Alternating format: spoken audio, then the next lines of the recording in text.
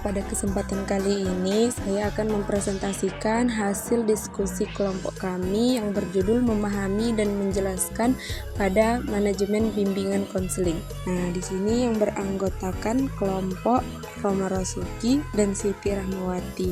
Nah, kami berasal dari MPI 2 Institut Keislaman Tuah Negeri.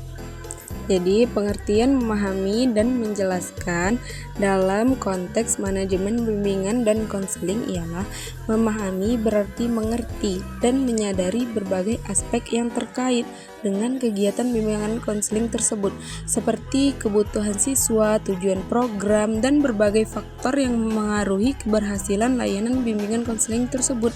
Sementara menjelaskan adalah proses menyampaikan informasi atau pengetahuan tentang manajemen bimbingan konseling kepada pihak yang relevan seperti guru, siswa, dan orang tua dengan cara yang mudah dipahami. Nah, jadi apa itu yang dimaksud dengan manajemen bimbingan konseling?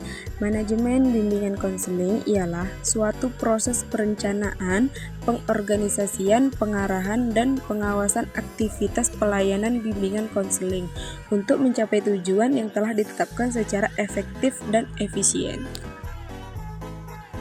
Tujuan memahami dan menjelaskan manajemen bimbingan konseling adalah membantu seseorang atau membantu individu mencapai pertumbuhan pribadi yang lebih optimal, meningkatkan kesejahteraan mental, dan mengoptimalkan potensi mereka.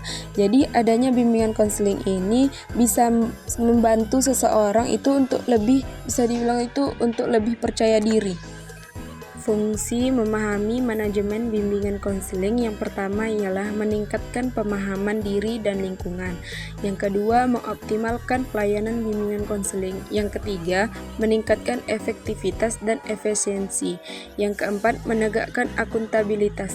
Yang kelima, meningkatkan pelaksanaan program.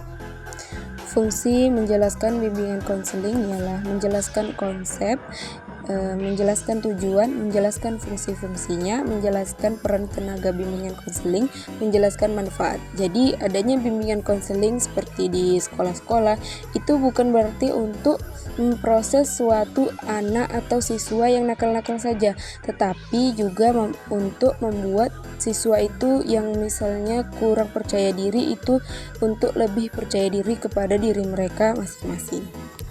Manfaat memahami dan menjelaskan manajemen bimbingan konseling yang pertama ialah peningkatan efektivitas layanan bimbingan konseling. Yang kedua, pengembangan potensi diri siswa.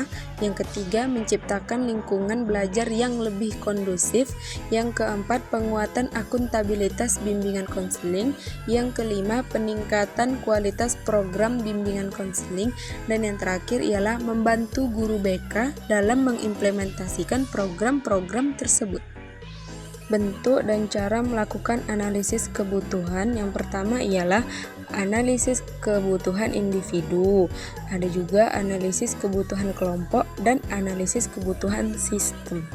Cara melakukan analisis kebutuhan pada manajemen bimbingan konseling tersebut, yang pertama ialah adanya pengumpulan informasi, dan pengumpulan informasi ini meliputi wawancara, observasi, tes dan penilaian, dokumentasi, perkembangan siswa, dan data statistik. Yang kedua ialah identifikasi kesenjangan, yang ketiga analisis kinerja, dan yang keempat identifikasi hambatan dan sumber daya. Yang kelima ialah karakteristik siswa tersebut, meliputi data diri siswa dan lain-lain. Nah, kesimpulannya, dengan memahami bimbingan konseling dapat memungkinkan perencanaan itu yang lebih terstruktur, pengorganisasian yang lebih efisien, pelaksanaannya itu yang lebih teratur, evaluasi dan yang sistematis.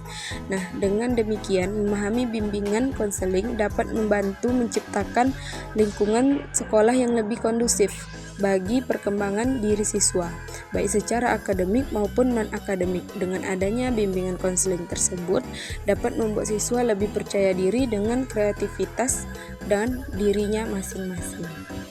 Baiklah, manajemen BK adalah kunci untuk menciptakan lingkungan sekolah yang mendukung perkembangan siswa.